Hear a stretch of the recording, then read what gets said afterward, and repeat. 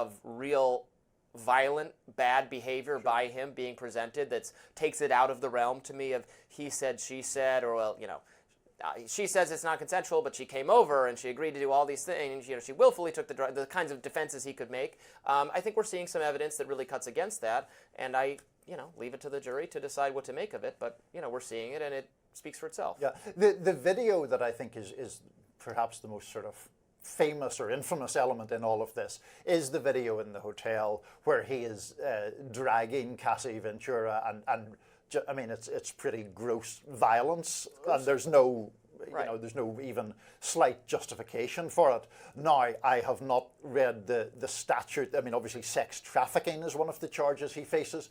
Sonny Hostin's point, I think, is that Cassie Ventura did stay in a relationship with Sean Combs for a long period of time. And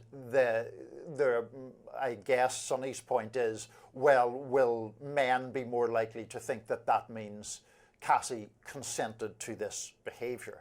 I'm not all that sure that they will. I mean, Cassie Ventura has testified in some detail about physical abuse beyond the video that I'm just talking about, and the idea that she was intimidated from leaving, not only by Sean Combs's status or wealth, but by the fact that he apparently or allegedly said that he would release very embarrassing sexual videos of her if she were to go. It's blackmail. So exactly. So that I mean, the evidence that we have seen certainly, to my mind, proves Sean Combs is a terrible person.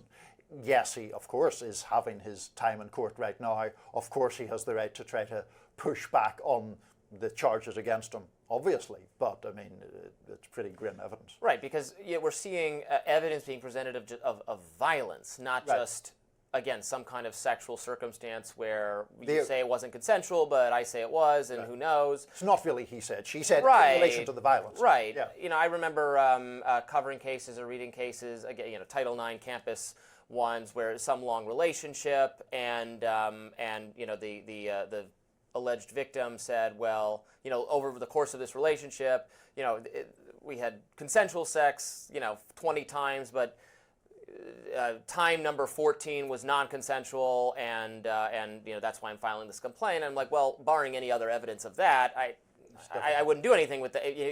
There were 13 prior and 7 subsequent, and there was no. But again, this is not that, because we're seeing actual video evidence and corroboration of violence, so which lends a lot of credibility to what she's saying. Right, and to the Sonny Hostin point, the weight of that evidence seems to me so far likely to persuade any fair-minded person that this was a coercive relationship. I mean, obviously we're two men sitting here talking about it, but I don't think that men are so blind to notions of coercion, or certainly notions of blatant violence, that they go, oh well, she stayed in the relationship. I mean, that doesn't seem to Now, charging it as sex trafficking is kind of an interesting thing, and I do have, and actually one of my colleagues at Reason Magazine, Elizabeth Nolan Brown, who's been on the show a couple times, who writes a lot about sex trafficking and how the criminal justice system and police prosecutors have used that as a catch-all term, actually mostly to pursue consensual prostitution or sex work, which we as libertarians don't really even think should be illegal in the first place. As she argues that the way it is charged tends to actually hurt or assume victimhood in some cases for people who do not even view themselves as victims. We kind of, as a society, have a very misguided notion of even what sex trafficking is, because there's a lot of...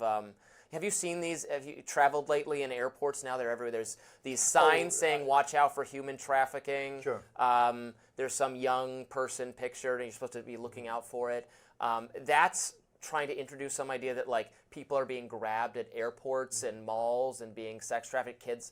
That never happens. There are almost zero circumstances of that. People are forced into coercive work and coercive sex work, not by random strangers who grab them. Almost virtually always, it's by someone they knew, by a family member, friend, some trusted parental figure. Total random stranger grabbing you, chaining you to a radiator. I'm not saying it's never happened, but statistically it's almost zero. So to be warning people that they got to be on guard for that kind of thing is just not where the real problem is in this category of crime. Yeah, I mean, I don't know enough about the specifics or the statistics about that. Elizabeth, I think, is a very good journalist, and I'm sure she's made strong points there. In relation to Suge Knight and this idea that Trump will pardon Combs even if he is convicted, I'm not really sure what he's basing that on. It appears to be, I think, the idea that Trump is somehow well disposed toward famous people, or there is a reference that Knight made to another music executive who was granted clemency by Trump. But I mean, this idea that, oh well, Trump would obviously pardon him.